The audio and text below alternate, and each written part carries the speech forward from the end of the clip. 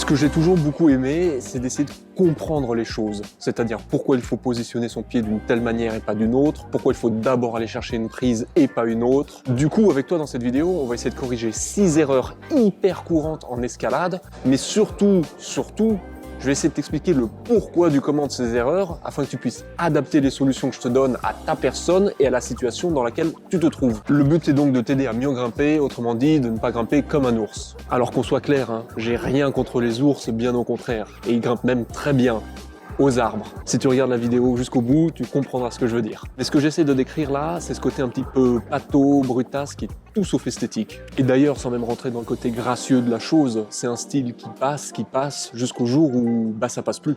Évidemment, parmi toutes ces erreurs qu'on va regarder, j'ai mis le point le plus important tout à la fin de la vidéo, comme ça, t'es obligé de la regarder jusqu'au bout.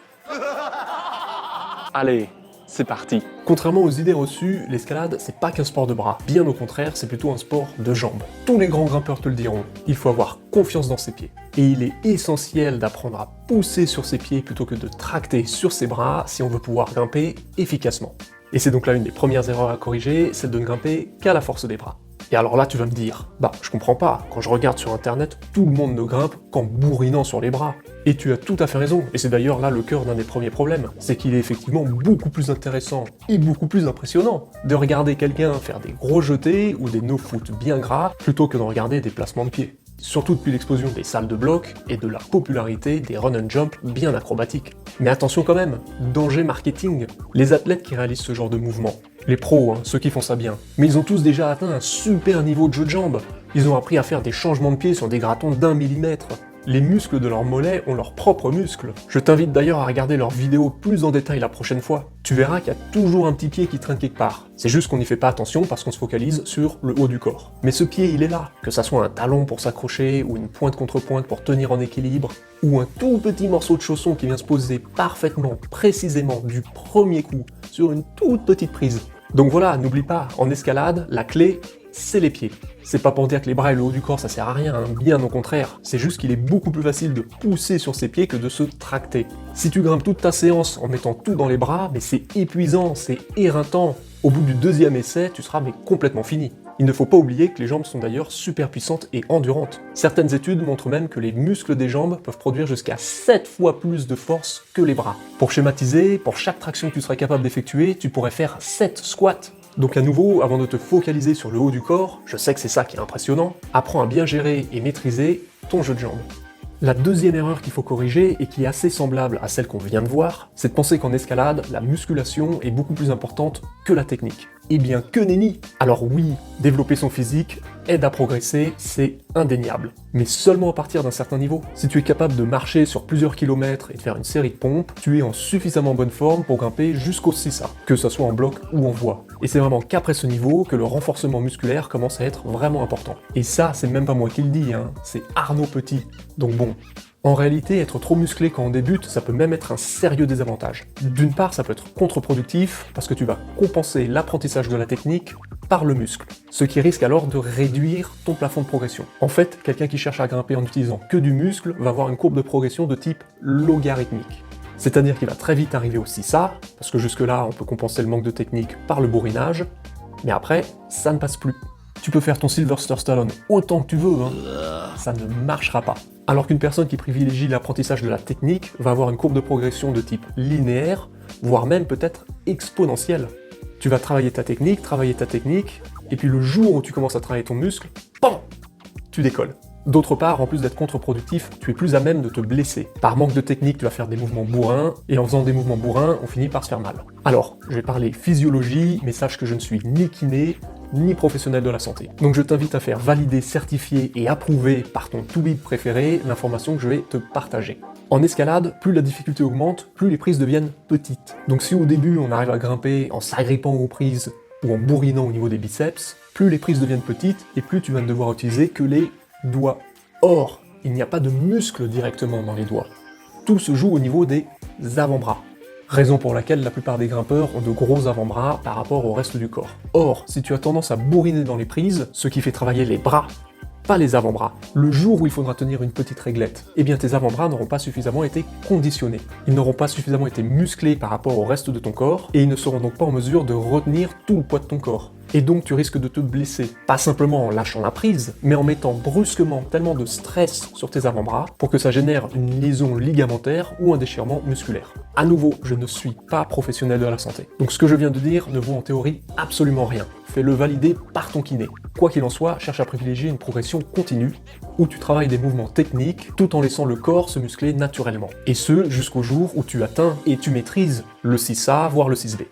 La troisième erreur de la série, elle aussi liée aux membres supérieurs du corps, et typique de ceux qui grimpent en voie, c'est de serrer les prises comme un barbare. Ou une barbare, À nouveau, tout ce que je dis vaut autant pour les filles que pour les garçons. Alors, quand je dis typique de ceux qui font de la voie, ne te trompe pas, Cette erreur, on l'a fait en bloc comme en voie. Mais en voie, il y a une raison supplémentaire qui nous pousse à le faire. Trop serrer les prises, c'est lié à 4 problèmes. Le premier, c'est de vouloir grimper à la force des bras, j'en ai déjà parlé, je vais pas rentrer dans le détail. Le deuxième, c'est parce qu'on a du mal à trouver son point d'équilibre.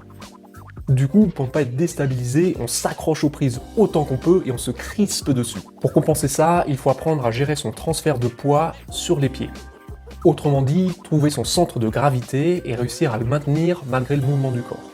Qu'on soit clair, aussi simple que cela puisse paraître, ce souci, il est hyper courant. Et il vient principalement du manque de mobilité au niveau du bassin. Raison pour laquelle les gymnastes et les danseurs sont tout de suite très bons en escalade. Ils ont l'habitude de faire des transferts de poids. Pour t'entraîner, je te conseille de te mettre au pied d'une voie ou d'un bloc de type dalle et, en utilisant toutes les prises que tu veux, de monter les pieds sur les prises juste quelques centimètres au-dessus du sol. Et une fois là, d'essayer de rester en équilibre sans utiliser les mains. Puis de basculer d'un côté et de l'autre. Si vraiment tu dois utiliser les mains, c'est juste pour mettre quelques petites tapes. La troisième raison, c'est psychologique. On est persuadé que la seule manière de tenir une prise, c'est en l'écrasant. Alors qu'en réalité, dans la plupart des cas, une simple pression des doigts suffit largement. Si ce n'était pas le cas, il faudra écraser tout ce qu'on prend avec les mains. Ta fourchette, les poignées de porte, ta bouteille de magnésie. Dans ce cas-là, tu risques de vite comprendre, parce que pour le coup, tu vas en mettre partout. Et enfin, la quatrième raison, qui est du coup très liée à la grimpe en difficulté, en voie, c'est la peur de tomber. Alors, ça arrive aussi en bloc, bien évidemment, mais généralement on trouve plus facilement une sortie de secours. Alors qu'en voie, à 10 mètres au-dessus du sol, c'est tout de suite la panique. Même si tu es en moulinette, Quand tu débutes, pour peu que tu aies le vertige, le rationnel ne joue plus du tout. Et tu restes collé à la paroi en refusant de lâcher. Pour ça, il n'y a pas 36 000 solutions. Il faut apprendre à avoir confiance dans la corde et dans ton partenaire de grimpe. Pour ça, je t'invite à grimper un tout petit peu, disons 1 mètre, et puis à lâcher les prises tout doucement et à t'asseoir dans le baudrier. Tu vas voir, ça tient sans problème. Si tu grimpes sur un rouleur automatique, même chose. Tu grimpes un petit peu, disons 1 mètre, et puis tu te lâches. Et cette fois-ci, tu t'assieds pas dans le baudrier, Tu cherches à te réceptionner sur les pieds. Erreur numéro 3, donc, presser les prises comme des citrons. Avec l'erreur numéro 4, on va enfin se focaliser sur les membres inférieurs et aborder un super sujet, le placement de pied. Alors, je l'ai déjà mentionné dans une vidéo précédente, mais sur un chausson d'escalade, en gros, il y a 4 parties importantes. La carre interne, la pointe, la carre externe et le talon. Le reste, faut pas l'utiliser. Mais pourquoi ? Pourquoi il ne faut pas utiliser la partie voûte plantaire du chausson ? Eh bien pour 4 raisons. Déjà, de 1, parce que de plus en plus de chaussons ne mettent même pas de gomme au niveau de la voûte plantaire, vu que ça ne sert à rien, donc de toute façon tu n'auras aucun grip. De 2, si tu places la voûte plantaire sur une prise, tu vas empêcher la rotation du pied. Alors qu'en t'appuyant sur la partie avant du chausson, sur la pointe, cela va te permettre de faire des rotations et d'ajuster le pied en fonction de ton besoin. De 3, parce que si tu utilises la voûte plantaire sur la prise, tu vas également beaucoup perdre en poussée, alors que sur la pointe, tu gagnes de précieux centimètres. Enfin, de 4, parce que c'est sur la partie avant que se concentre toute la puissance du pied. Si par exemple je te demande de sauter, tu vas décoller ton talon et puis te propulser vers le haut grâce à la partie avant des pieds. Alors que si tu essayes de faire l'inverse, de décoller la partie avant des pieds puis de sauter grâce au talon, ça risque d'être compliqué. C'est donc bien cette partie du pied, la partie avant, la pointe, qu'il faut utiliser quand on grimpe. Ensuite, toujours dans le placement de pied, lorsque tu utilises les quarts, que ça soit interne ou externe, sache qu'on ne vient pas coller tout le profil du pied contre le mur. Si tu fais ça, tu perds en équilibre, tu perds en puissance et tu empêches la rotation du bassin. Pour la perte d'équilibre et la perte de puissance, je t'invite à essayer cet exercice chez toi. Mets-toi en position du canard maximum, soulève un pied du sol et puis essaye de rester en équilibre. C'est hyper compliqué et hyper physique. Maintenant, en plus, essaye de te pousser vers le haut en te mettant sur la pointe des pieds.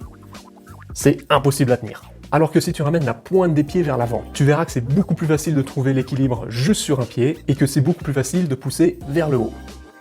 Concernant le bassin, comme je l'ai dit, si tu viens coller tout le profil du pied contre le mur, tu empêches la rotation de ton bassin. Et donc tu limites énormément ton spectre de mouvement, comme celui de passer l'autre pied entre le mur et la jambe. Ensuite, erreur 5, et toujours au niveau des pieds, ce sont les pieds mal positionnés par rapport au reste du corps. On a alors généralement deux cas de figure. Le premier, le plus habituel, c'est lorsque le grimpeur laisse les pieds beaucoup trop bas. Généralement parce qu'il veut d'abord aller chercher une prise de la main. Je sais, il y a vraiment un côté rassurant à s'étendre le plus possible pour pouvoir toucher une prise, la prendre, réussir à s'agripper dessus. On revient à l'erreur de vouloir serrer les prises comme des citrons. Mais en réalité, ça va nous mettre dans des positions super inconfortables, voire pire, dans des positions qui nous bloquent complètement. L'autre problème avec ça, c'est que tu vas enlever la tension au niveau de ton pied opposé, et donc il ne tiendra plus à la prise, et il risque de zipper. Et dans ce cas-là, c'est la chute garantie. En escalade, on cherche toujours à d'abord déplacer les pieds. Ensuite, deuxième cas de figure au niveau du positionnement des pieds, ne va pas surcompenser en montant les pieds trop haut. Sinon, tu risques de te trouver complètement compressé et comprimé. Qu'on soit clair, il n'y a pas vraiment de règle. Mais généralement, quand tu débutes, si tu dois monter ton pied au-dessus du niveau du genou de l'autre jambe, c'est qu'il y a un problème. On va maintenant arriver sur le dernier point, le plus important, mais bien évidemment avant ça, je voudrais t'inviter à t'abonner, partager, liker, commenter ce que tu veux. Sache que chaque interaction me motive un peu plus à faire des vidéos. Alors, le point clé pour bien grimper, et je suis sûr que tu en as déjà entendu parler, mais je vais vraiment rentrer dans le détail pour t'expliquer pourquoi c'est important, c'est de grimper bras tendus et bassin contre le mur. Alors, certains appellent aussi ça grimper détendu, dans le sens cool, relax, max. Ce qui est très important, c'est de se rappeler que les deux, bras tendus et bassin contre le mur, vont ensemble, sinon ça ne sert à rien. Le but d'avoir son bassin collé contre le mur, c'est de minimiser l'effet de gravité. Plus tu as le cul en arrière, moins les pieds peuvent te soutenir contre l'effet de gravité, et donc plus tu es obligé de compenser avec les bras. Et ça vaut autant en dalle qu'en dévers. Ensuite, avoir les bras tendus évite la fatigue musculaire et maximise la force. Pourquoi? Eh bien parce qu'avoir le bras tendu permet de répartir une charge sur plusieurs muscles. Les avant-bras, le triceps, les épaules, le dos et un peu de biceps. A contrario, lorsque tu contractes, tu concentres la charge sur une zone bien précise, notamment les biceps. Et même si tu as des guns, au bout d'un moment, ça lâche. Alors le but n'est pas non plus de grimper comme un Playmobil. À un moment donné, tu plies forcément les bras. Mais souviens-toi juste que plus tu as les bras tendus et le bassin collé contre le mur, moins tu dépenses d'énergie. C'est d'ailleurs pour ça qu'on appelle ça une position de moindre effort. Autrement dit, une position où tu dépenses le moins d'effort. Enfin, comme son nom l'indique, quoi. Position donc qui te permet de récupérer, souffler et délayer. Alors, des positions de moindre effort, il en existe plein, mais celle-là, c'est vraiment la position de base. Pourquoi c'est important de garder les bras tendus et le bassin contre le mur? Oui, t'as vu, il y a plein de raisons. C'est aussi la meilleure position pour observer la voie dans laquelle tu te trouves. Tu es stable, ton centre de gravité est bien positionné, et avec les bras tendus, le haut du corps est suffisamment dégagé du mur pour pouvoir observer la voie. Avec les bras pliés, tu seras trop près du mur, en plus de te fatiguer, et avec le bassin décollé, ça va te forcer contre la paroi. Enfin, avec les bras tendus, tu es également capable de mettre beaucoup plus de pression sur les prises. Vu qu'à ce moment-là, ta main retient tout le poids du corps, tu augmentes la friction, ce qui te permet de mieux maintenir les prises, notamment celles un peu plates ou celles qui glissent. En fait, la grimpe, c'est super simple. Si tu veux te blesser, grimpe bien crispé, bras pliés et en bourrinant chaque mouvement. Et si tu veux bien progresser et développer une super tablette d'abdominaux, grimpe bras tendus, bassin contre le mur et place bien tes pieds. N'oublie pas également de bien respirer quand tu grimpes. C'est fou, t'es dans l'effort, t'as besoin d'oxygène et naturellement tu vas venir bloquer ta respiration. Donc force-toi à bien respirer. N'hésite pas à faire des petits pour bien te forcer. Enfin, en fin de session, n'oublie pas de bien t'étirer, surtout au niveau des avant-bras. Du coup, pour résumer, pense pied, technique, doucement, placement, déplacement, bras tendus et bassin collé au mur.